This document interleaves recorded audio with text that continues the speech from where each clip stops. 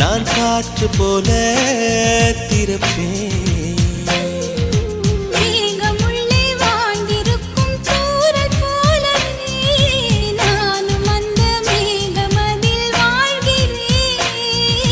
காற்றழுத்தம் போல வந்து நானும் உன்னை தான் முத்தமிட்டு முத்தமிட்டு போகிறேன்.